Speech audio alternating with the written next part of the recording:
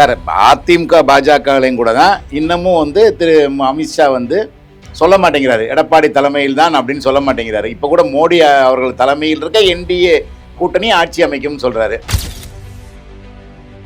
அன்புமணியோட சீட்டை ஒப்பந்தத்தில் கையெழுத்து போட்டாங்க, சீட்டு முடிவு பண்ணாம ஒப்பந்தத்தில் கையெழுத்து போட்டிருக்க மாட்டாங்க. என்ன சார் காங்கிரஸ் தமிழ்நாட்டில் ஒரு 20% சார் அவ்வளவுலாம் ரொம்ப ஓவரா அப்ப சொல்றீங்களே நீங்க எவ்வளவுன்னு சொல்லுங்க. 4%. சரி 4% போட்டும் சார் அப்படின்னு விட்டுட்டாருன்னா சிஎம் அதனாலதான் அமைதியா இருக்காரா நம்ம. ஏன்னா கருணாநிதி அப்ப இருக்கிறப்ப 1.5% ஆட்சி போச்சு. அப்படி இருக்க காங்கிரஸ் விட்டுருவாரா?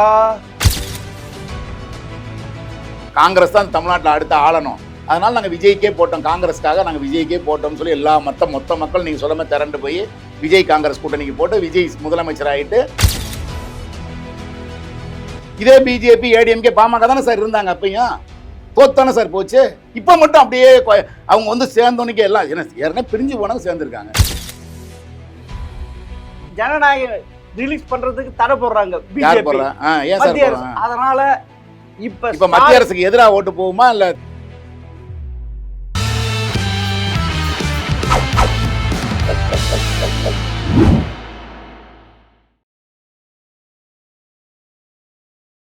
ஜெம் டிவி நேயர்களுக்கு வணக்கம். மூத்த பத்திரிகையாளர் துக்ளக் இதியாவை அவர்கள் சந்திப்பு வாருங்கள். வணக்கம் சார். வணக்கம் சார். நீங்களாம் சொல்லிட்டு இருப்பீங்களே இரும்பு கோட்டை, என்ன சார் ஆச்சு? அது கடல் காத்து உப்பு அரிச்சிருச்சா? உப்பு அரிக்குதா சார்? எது விஜய் சொல்றீங்களா? இல்லையே, பிஜேபி பாஜக கூட்டணியை சொல்றீங்களா? ஜன கேட்கறது ஆளுங்கட்சியா இருக்கிற அந்த எஃகு கோட்டை, இரும்பு கோட்டை அப்படி நான் சொல்லவே இல்லையே. சுண்ணாம்பு கோட்டை, மணல் கோட்டை, அதெல்லாம் சார் நீங்க சொன்னதான் இந்த எலெக்ஷன் முடிவுல தெரியும் பல தடவை சொல்லி நான் அதை ஒத்துக்கிட்டு தானே சார் எந்திரிச்சு போயிருக்கேன் நானு. தேர்தல் முடிவு வந்தாதான் தெரியும். என்ன சார் உடஞ்சிருச்சு சொல்லுங்க சார். இன்டாக்டா இருக்கு 19, 21, 24, இப்ப 26. இப்ப என்னாச்சு? எதுவும் ஒரு பிரேக்கிங் நியூஸ் வந்துச்சா உங்களுக்கு மட்டும் தனியா? ஏதாவது எது உங்களுக்கு ஒண்ணுமே தெரியாது?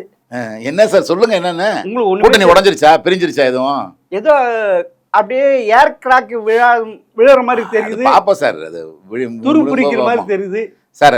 அதிமுக பாஜகலையும் கூட தான் இன்னமும் வந்து திரு அமித்ஷா வந்து சொல்ல மாட்டேங்கிறாரு எடப்பாடி தலைமையில் தான் அப்படின்னு சொல்ல மாட்டேங்கிறாரு. இப்போ கூட மோடி அவர்கள் தலைமையில் இருக்க என்டிஏ கூட்டணி ஆட்சி அமைக்கும்னு சொல்றாரு. ஆனால் எடப்பாடி பழனிசாமி அவர்கள் அவருடைய பொதுக்கூட்டத்தில் அதிமுக தனிப்பெரும்பான்மை பெற்று ஆட்சி அமைக்கும்னு சொல்றாரு. அதுலயே இன்னும் வந்து இன்னும் ஜெல்லாகாம இருக்கு அந்த கூட்டணி. அதே மாதிரி இங்கேயும் வந்து சீட்டு வரும்போது இப்பயும் வந்து இன்னும் வெளியே சொல்லாம இருக்காங்க. அன்புமணியோட சீட்டை ஒப்பந்தத்தில் கையெழுத்து போட்டாங்க, சீட்டு முடிவு பண்ணாம ஒப்பந்தத்தில் கையெழுத்து போட்டிருக்க மாட்டாங்க. ஆனா வெளியே சொல்லாம இருக்காங்க. ஏன்னா இதை வெளியே சொன்னோம்னா மற்றவங்களும் டிமாண்ட் பண்ணுவாங்க, அதுக்கேற்ற மாதிரி டிமாண்ட் பண்ணுவாங்க, அந்த பிரச்சனை வரும். குறைச்சி கூட அவங்க அப்பாட்டை பேச வேண்டியிருக்கு, அவர் என்ன சொல்லுவாருன்னு தெரியல, அவர் எங்க போவாருன்னு தெரியல. அதனால இதெல்லாம் மூடி மறைச்சு இப்படிதான் பண்ணுவாங்க, பேரங்கள் நடக்கும் சார். இது வரைக்கும் கூட்டணியே இல்லாம இருந்தவங்க ஒரு கூட்டணி சேர்த்திருக்காங்க சார். அது ஜெல் ஆயிட்டு இருக்கு சார். அதிமுக கூட்டணி ஜெல் ஆயிட்டு இருக்கு. இங்க திமுக கூட்டணி விரிச்சல் விட்டுட்டு இருக்கு. அதுவும் காங்கிரஸ் வைக்கிறாங்க பாரு ஒரு அடியும், ஒன்னும் மௌனமா இருக்கிறாரு ஸ்டாலின். ஏன்னா காங்கிரஸ் விட்டா அவருக்கு வேற வழி. காங்கிரஸ்க்கு எவ்வளவு சார் ஓட் பேங்க் இருக்கும்னு நினைக்கிறீங்க? என்ன சார் காங்கிரஸ்க்கு தமிழ்நாட்டில் ஒரு 20% சார். அவ்வளவுலாம் ரொம்ப ஓவரா அப்ப சொல்றீங்களே நீங்க எவ்வளவுன்னு சொல்லுங்க. 4%. சரி 4% போட்டும் சார் அப்படின்னு விட்டுட்டாருன்னா சிஎம் அதனாலதான் அமைதியா இருக்காரா நம்ம. இல்ல அப்படி விட்டுட்டாருன்னு வைங்க, அதுக்கு பல தேமுதிகவை சேர்த்துக்கலாம், அதுக்கு பல டாக்டர் ராமதாஸ் சேர்த்துக்கலாம், அதுக்கு பல ஓபிஎஸ் டிடிவி சேர்த்துக்கலாம். ஏன்னா அதுக்கு விருப்பம் இல்லாம இருக்கு. எடப்பாடி பழனிசாமி விருப்பம் இல்லாம இருக்காரு அவங்க எல்லாம் சேர்க்க.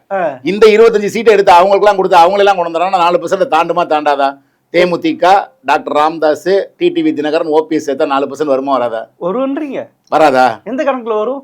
இது 4 சேர்ந்தா 4% வராது சார். வராது சார். எவ்வளவு வரும்? இல்ல அதாவது ஓபிஎஸ் திமுக கூட சேர்ந்தா அது தற்கொலைக்கு சமம்.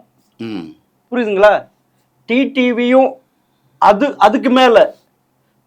ஏடிஎம்கே போனா மட்டும் அது நல்லாதா சார்? ஏடிஎம்கே இவ்வளவு நாள் பகை பேசிட்டு அவர் நாங்க வந்து வரவே விட மாட்டோம், தலைமையில அவர் உட்காரவே விட மாட்டோம், அவர் இல்லாத அதிமுக தான் சொல்லி அங்க போனா சரியாயிருமா அது? சார் அங்க போனா திரும்ப எடப்பாடி உங்களை தோக்கடிக்க இல்ல முயற்சி சார், பண்ண மாட்டாரா? அதாவது அது அங்க இந்த தலைமையை ஏத்துக்காதவரு நாளைக்கு அவங்க திரும்ப ஒரு தலைமை ஏற்று வந்துடக்கூடாதுன்னு சொல்லி அவங்களை தோற்கடிக்கிறதுக்கான முயற்சியை எடப்பாடி பண்ண மாட்டாரா? சார் அங்க எப்படி தெரியுமா, தொண்டர்கள் சோர்ந்து போயிருந்தாங்க. ம். இன்னைக்கு ம்.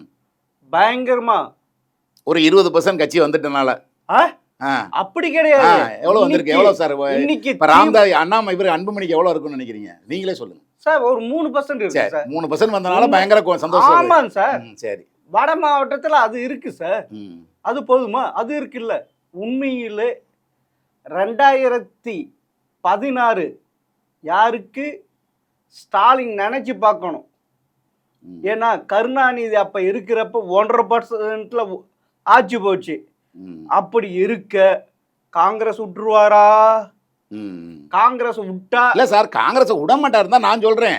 நீங்க தான் உடைஞ்சு போயிருன்றீங்க. உடைஞ்சு போனா போயிரு அவர் ஆமா விட்டுருவாருன்னு சார். சொல்றேன். இல்ல என்ன இப்ப செய்வார் அப்ப நினைக்கிறீங்க? உண்மையில இப்ப காங்கிரஸ் ம். இருக்கிற யங்ஸ்டர் ம். இவங்கெல்லாம் காங்கிரஸ்ல யங்ஸ்டர்ஸ் இருக்காங்களா? ஆமாங்க சார். ஓ சரி. மாணிக்க தாகூர், ஆ, கார்த்திக் நிர்வாகிகளை சிதம்பரம், சொல்றீங்க. பிரவீன் சக்கரவர்த்தி, ம். இதெல்லாம் அவங்க அதான் சார் நிர்வாகி. சசிகாந்த் செந்தில் இதெல்லாம் தெரியலையா சார் உங்களுக்கு? சார் நான் இல்ல, நிர்வாகி இல்ல. தொண்டர்களை பத்தி பேசுறேன் நினைக்கிறேன். நிர்வாகிகளை ஒத்துக்கிறேன். நான் கேட்கறதுக்கு நீங்க அங்க இளைஞர்கள் இருக்கல, நான் ஒரு எம்பி பட்டியலே நான் வாசிச்சிட்டேன். போதுமா? ம். இங்க அவங்க இல்ல. அவங்க என்ன தெரியுமா, தோத்தாலும் பரவாயில்ல, எங்களுக்கு கட்சியை வளர்க்கணும்.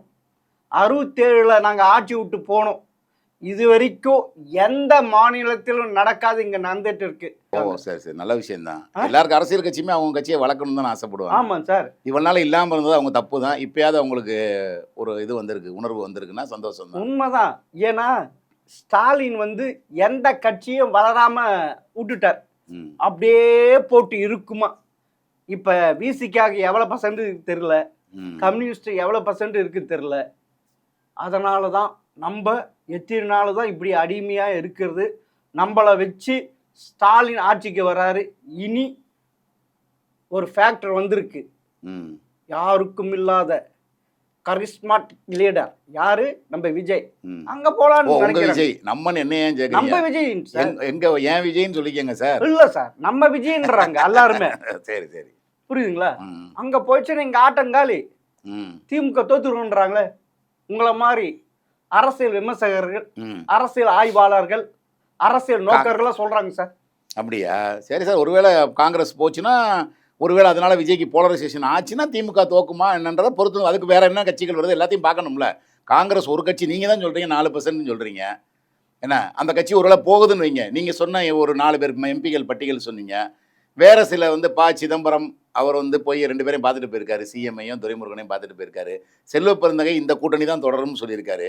இது மாதிரி காங்கிரஸிலேயே சில தலைவர்கள் திமுக கூட்டணி தான் வேணும்னு சொல்றவங்களும் இருக்காங்க.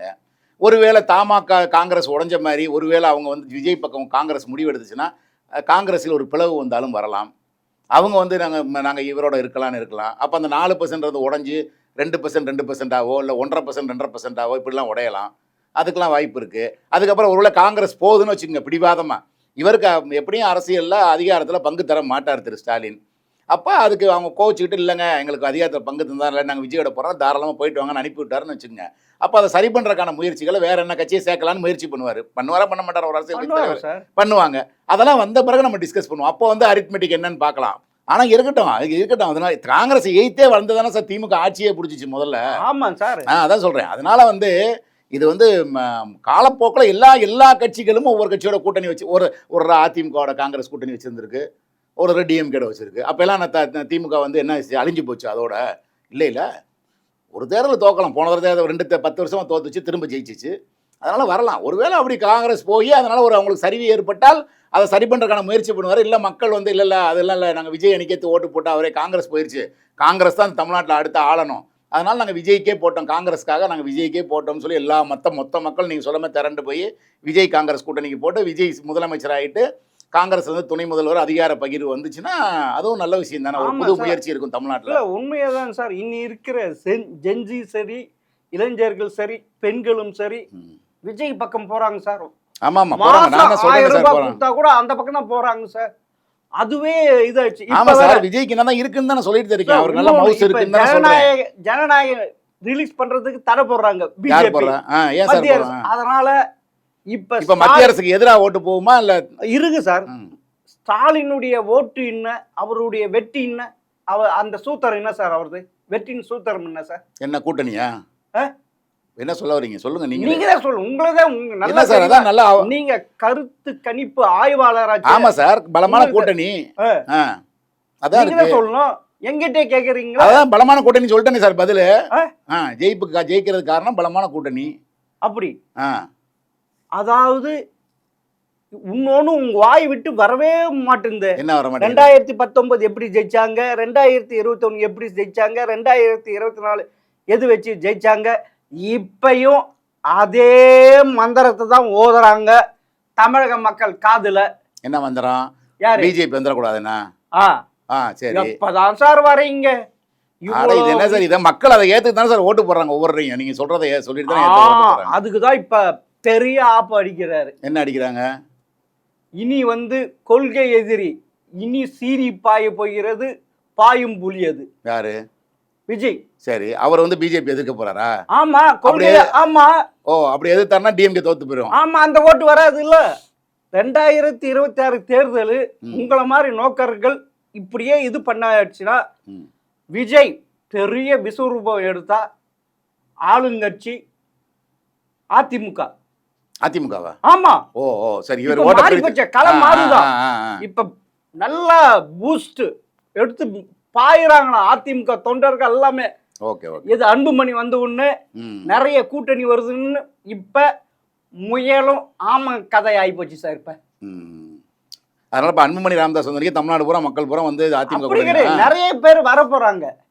வரட்டும், வரவும் பேசுவோம். இப்ப அதுக்குள்ள 3% வந்திருக்குன்னு நீங்க தான் சொன்னீங்க. அது ஒரு வட மாவட்டத்துல மட்டும்தான். தென் மாவட்டங்கள்ல அங்க வேலையே கிடையாது. வர போறாரு, ஓபிஎஸ் வந்த பிறகு பேசுவோன்றேன்.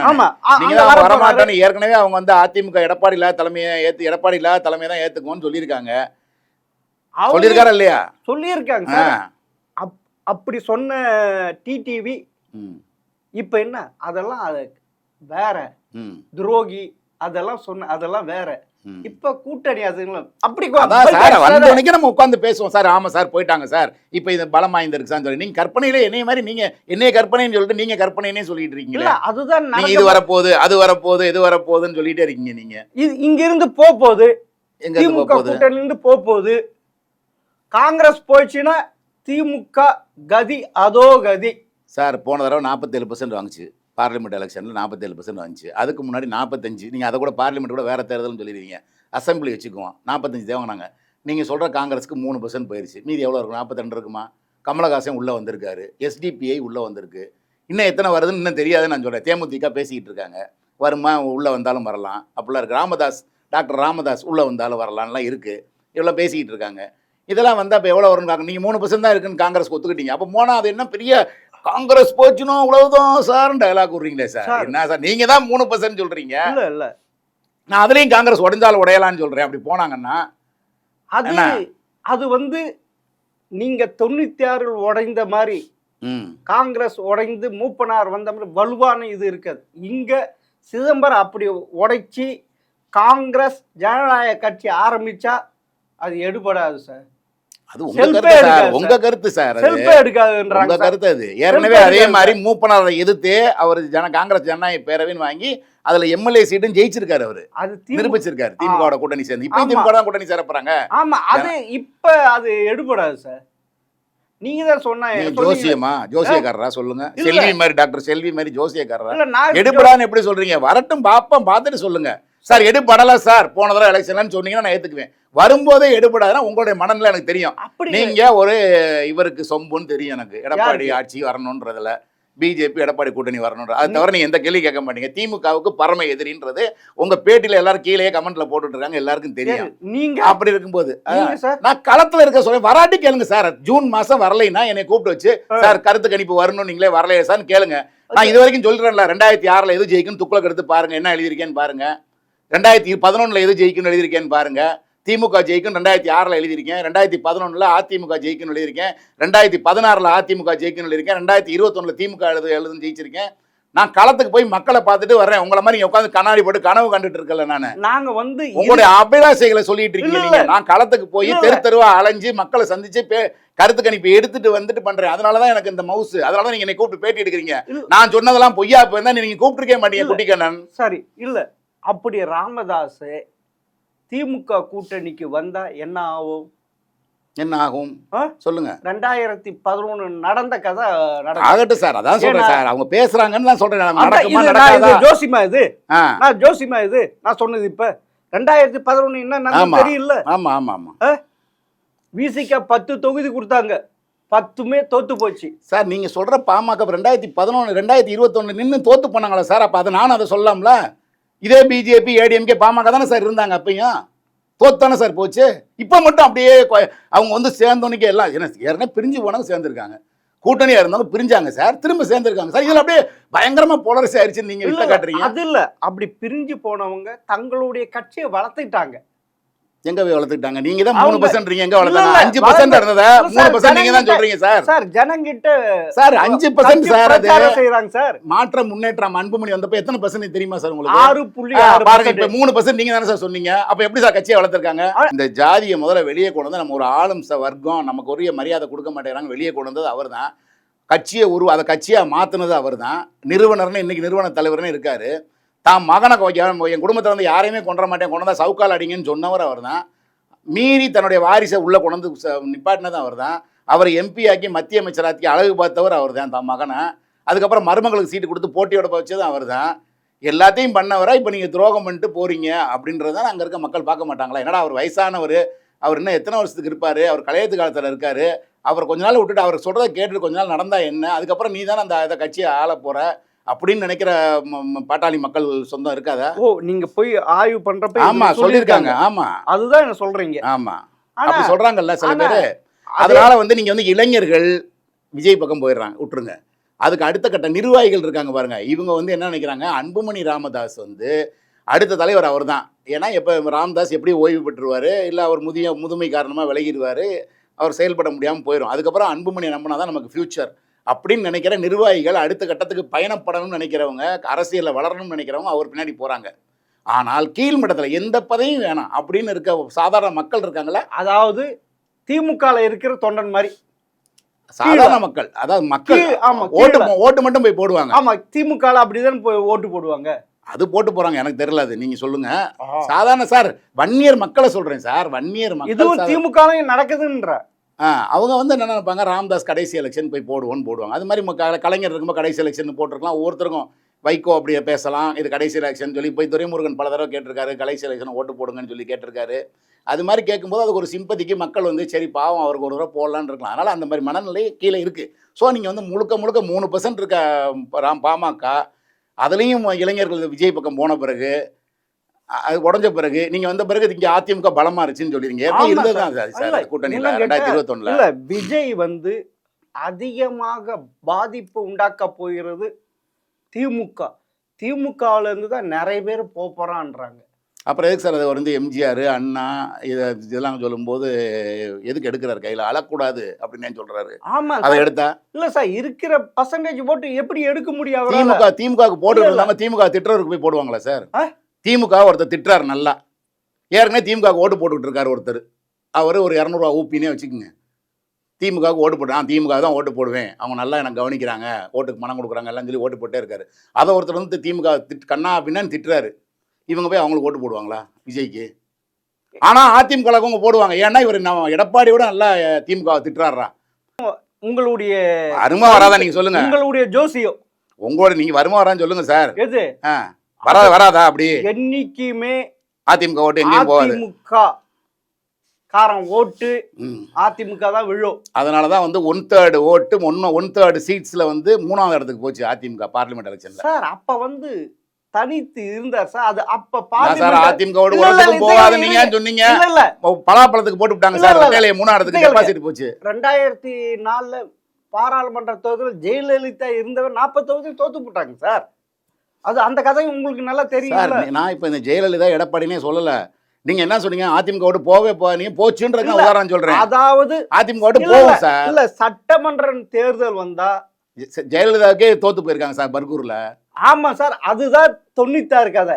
இருக்கடி நீங்க சார் அது வருஷத்தெல்லாம் 96 விடுங்க. அது அது ஏன் சார் சொல்லி ஜெயலலிதா அது ரெட்டையில 96 தோற்காதுன்னு சொல்றீங்கல்ல? இல்ல அது 96 கதை. ஆ.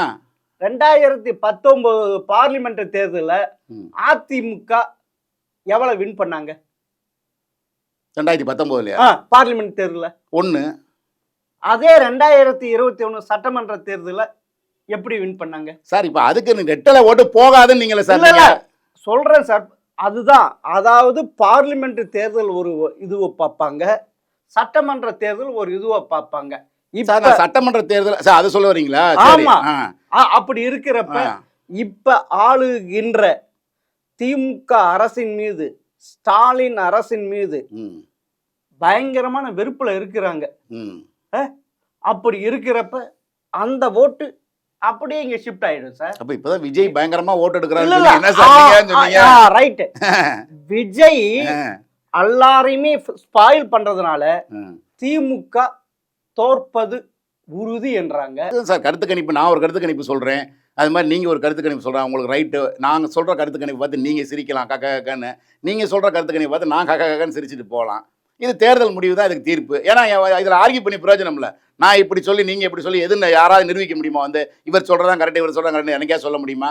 மே 15 தெரிஞ்சிடும். ஆட்சி அமைக்க போகும்போது எவ்வளவு சீட்டு யாருக்கு வரும்னு தெரிஞ்சிடும். அன்னைக்கு தான் இந்த டிபேட்டை நம்ம வைக்க முடியும். சரி சார், நீங்கள் சொல்கிறீங்களே திமுக ரொம்ப காங்கிரஸ் விட்டு போனாலும் சரி, எங்கள் திட்டத்தை கனடா ஃபாலோ பண்ணுது, இங்கிலாந்து ஃபாலோ பண்ணுது, அப்படி போகிறது இப்படி போகிறது அப்படி சொல்கிறாங்கல்ல.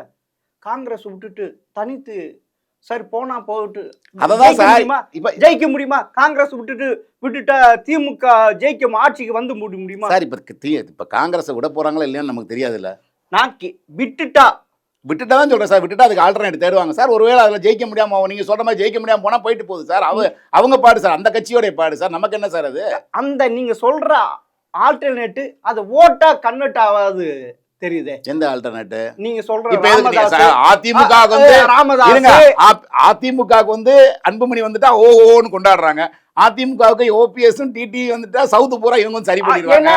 அது திமுக வந்தா ஓபிஎஸும் டிடிவி வந்தா யுனைடெட் அதிமுக ஆயிடும் சார். துரோகிக்கு எதிராக பிரிஞ்சவங்க அவங்க எல்லாம். இருந்தாலும் துரோகின்னு முத்திர குத்தப்பட்டவங்க. இவங்க 2 பேரும் துரோகின்னு அவரால் முத்திர குத்தப்பட்டவங்க. ஆமா, அவரை இவங்க 2 பேரும் துரோகின்னு முத்திர குத்துனவங்க. அவங்க திரும்ப இணைஞ்சா எப்படி இருக்கும்? 2 துரோகிகள் இணைஞ்சா அப்படி இல்ல. அரசியல எதிரியும் இல்லை, நண்பனும் இல்லை. அப்புறம் ஏன் திமுகவோட போனா மட்டும் பகைவன்னு சொல்றீங்க? எதிரி இல்லைன்னா எதிரி இல்ல. இது துரோகி சார், அது கூட எதிரி. அதுலயும் சொல்லியிருக்காரு சார், துரோகி எதிரியை கூட மன்னிக்கலாம், துரோகியை மன்னிக்க கூடாதுன்னு பேசியிருக்காங்க. ஓபிஎஸ் அம்மாவால் 3 வாட்டி முதல்வராக அப்படி இருக்கிறப்ப திமுக போய் சேர்ந்தா அது சூசைடுக்கு சமம். அதோட அவருடைய எம்ஜிஆரே திமுக இருந்து வந்தவர் சார். திமுக எம்எல்ஏ ஆனவர், எம்எல்சி ஆனவர் சார். அவர் தான் திரும்ப அதிமுகவே ஆரம்பிச்சார். அப்புறம் என்ன திமுகவுல எம்ஜிஆர் மனோஜ் பாண்டிய போய் ஏன் சேர்ந்தாரு? அன்வர் ராஜா போய் ஏன் சேர்ந்தாரு? அவங்களாம் தீய சக்தின்னு போல. செந்தில் பாலாஜி, ஏவா வேலு, சாத்தூர் ராமச்சந்திரன் போய் நல்லா இல்லையா? மக்கள் ஓட்டு போடலையா அவங்களுக்குலாம்? அனிதா ராதாகிருஷ்ணன் இவங்களாம் ஓட்டு போடலையா மக்கள்? சேகர் பாபு எவ்வளோ 8 பேர் இருக்காங்கல்ல, மந்திரியாவே இருக்காங்கல்ல. இல்லை, கலைஞருக்கும் சரி மக்கள் ஓட்டு போட்டு ஏத்துட்டாங்க சார். நீங்க ஏத்துக்கல, கண்ணன் சார் ஏத்துக்கல. ஆனா மக்கள் ஓட்டு போட்டு அவங்கள ஜெயிக்க வச்சு மந்திரியா ஆக்கி விட்டாங்க. ஆமா சார். அப்படி இருக்கும்போது அந்த கட்சி தீய சக்தி அப்படின்னா நீங்க இல்ல அதிமுக அப்படிதானே ஜெயலலிதாவும் எம்ஜிஆரும் ஊட்டி விட்டு இருக்காங்க. ஆமா சார், மனசுல பதிவு வச்சிருக்காங்க. ஆனாலும் தாண்டி போய்கிட்டு தான் இருக்காங்கன்றேன். அதனால இப்ப யாரும் போக மாட்டாங்கன்னு சொல்ல முடியாது. எப்பயுமே திமுக தொடர்ந்து ஜெயிச்சது இல்ல, அந்த வரலாறு உங்களுக்கும் தெரியும் சார். நான் ஏற்கனவே உங்களுக்கு பதில் சொல்லிட்டேன். 2016 வரைக்கும் அதிமுக ஜெயலலிதாவும் அப்படி ஜெயிச்சது இல்லை. மாறி மாறி தோத்துட்டு இருந்தாங்க. 91 ஜெயிச்சாங்க, 89 தோத்தாங்க, 91 ஜெயிச்சாங்க, 2096 தோத்தாங்க, 2001 ஜெயிச்சாங்க, 2016 தோத்தாங்க, 2021 ஜெயிச்சாங்க. அதுக்கப்புறம் ஒரே ஒரு தடவை தான் 2016, 2011, 2010 கண்டினியூஸா ஜெயிச்சாங்க. அதே மாதிரி இப்ப திமுகவும் 2021, 26 ஜெயிக்காதுன்னு என்ன இருக்குன்ற? ஏன் ஜெயிக்க கூடாதுன்னு இங்க ஆன்டி டிஎம்கே தான் அதிகமா இருக்கு. அததான் 2 பிரிக்கிறீங்க. உங்க விஜய் வந்து பிரிக்கிறாரு சார், கிங் வந்து பிரிக்கிறாரு சார். அந்த விஜய் தான் அதிகமா ஸ்பாயில் பண்ற போது அதான் சார். யாரு சார் நீங்க என்ன சொல்றீங்க? திமுகக்கு எதிர் போட்டு மக்கள் பூரா கொந்தளிப்புல இருக்காங்கல்ல. ஆமா, அந்த ஓட்டு தானே விஜய்க்கு போகுதுன்றீங்க. அது ஸ்ப்ரிட் பண்ணி யாருக்குமே அந்த 118 வராது சார். திமுகவுக்கு வராது, அதிமுக வர. ஆனா அதிமுக அதிக தொகுதிகள் வெற்றி பெற்று முன்னிலை நிற்கும். சரி, நின்று என்ன பிரயோஜனம்? திமுக இப்ப இருக்க நீங்க சொல்ற மாதிரி பண செல்வாக்குல எல்லா எம்எல்ஏ விலைக்கு வாங்கி திரும்ப அவங்களே ஆட்சிக்கு வந்துட்டாங்கன்னா யாரு? திமுகவே. அமித்ஷா விட்டுருவாரா? அமித்ஷா வந்து பிளாக் மெயிலர்ன்றீங்களா? இல்ல அமித்ஷா விட்டுருவாரா? அப்ப அவர் வாங்கிட்டு வர விலைக்கு. அது ஒண்ணு இனி படையெடுக்க போறாங்கல்ல, எது இடி,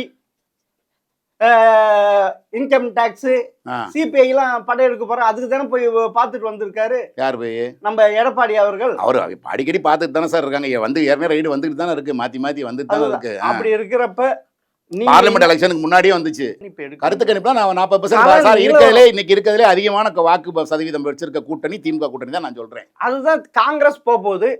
அதுதான் சார் போன பிறகு திரும்ப சர்வே எடுத்துட்டு சொல்றேன் சார். ராமதாசும் விசிகா சேர்ந்தா புட்டுன்னு போயிடுச்சு. 2011 என்ன நடந்தது?